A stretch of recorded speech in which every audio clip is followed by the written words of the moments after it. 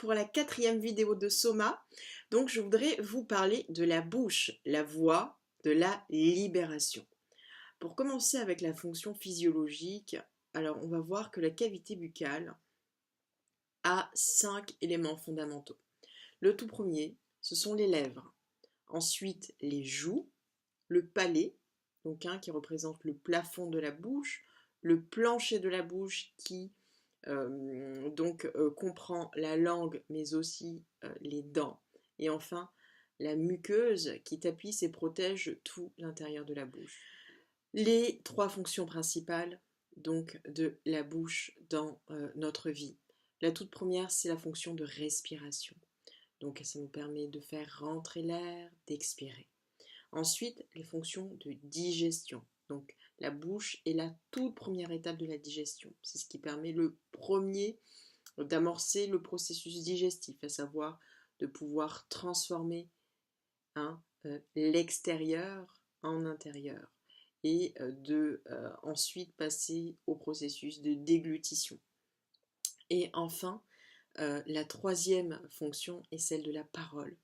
La parole, celle de pouvoir articuler des mots, celle de pouvoir produire des sons. Je voudrais aussi rajouter une petite information, notamment le fait que la bouche soit le seul orifice du visage qui ne fonctionne que par un. Je m'explique. Nous avons plusieurs orifices sur le visage, à savoir les yeux, les narines, les oreilles, et fonctionnent tous par paire, donc tous par polarité. Et la bouche est le seul orifice qui ne fait qu'un, on pourrait dire ça comme ça. Donc et c'est comme si on nous donnait un message que finalement l'unité entre le haut et le bas passe par la bouche. Et donc voilà, c'était... mais aussi, on le voit, que la discorde peut aussi passer par la bouche.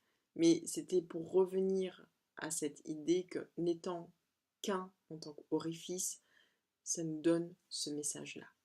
Alors, en hébreu, la bouche se dit « P ». Donc ça vient de la racine « pa'a » qui signifie souffler, disperser, éparpillé, mais il y a aussi cette notion, j'allais dire, de côté, quelque chose qui est dans l'angle, au bord. Donc dans la guématria, ça a la même valeur que le mot Mila. Donc Mila qui est la circoncision, Brit Mila, et aussi Mila le mot. Donc on voit à quel point la bouche est liée à cette fonction de la parole, liée au fait de pouvoir entrer en relation avec l'autre. Et ça nous donne aussi des indications dans sa racine, puisque des dérivés de mots il y en a, et il n'en manque pas. À savoir aussi le mot patar, qui veut dire ouverture. Alors en quoi, finalement, la bouche, la fonction de la parole, nous ouvre à l'autre, nous ouvre au monde, nous ouvre les secrets du monde. Alors on voit que je vais vous délivrer un petit jeu de mots que j'ai trouvé. Alors peut-être que d'autres personnes l'ont trouvé avant, je ne sais pas. Mais le mot bouche s'écrit donc en français comme il s'écrit, et en hébreu il s'écrit avec 3 lettres, donc bet, vav et shin. Lorsqu'on fait l'anagramme, c'est-à-dire qu'on inverse les lettres, on le lit donc de manière inversée, ça donne le mot chouv, ça vient de teshuva, le retour, revenir, la réponse.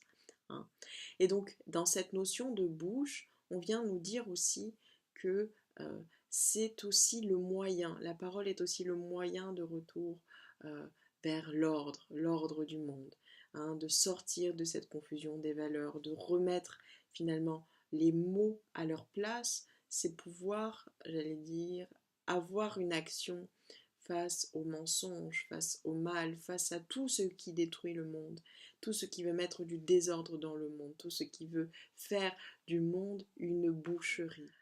Et on le voit notamment en thérapie, pour les thérapeutes, que toute la fonction finalement guérisseuse de la parole, que pouvoir finalement mettre des mots sur ses émotions, des mots sur son vécu. C'est une manière pour l'homme de guérir, de pouvoir construire, se développer, s'épanouir. Et c'est finalement la nourriture dont il a besoin, une nourriture de paroles, une nourriture de mots dont il a besoin pour pouvoir croître. Et donc c'était mon mot de la semaine et je vous souhaite une très très bonne journée.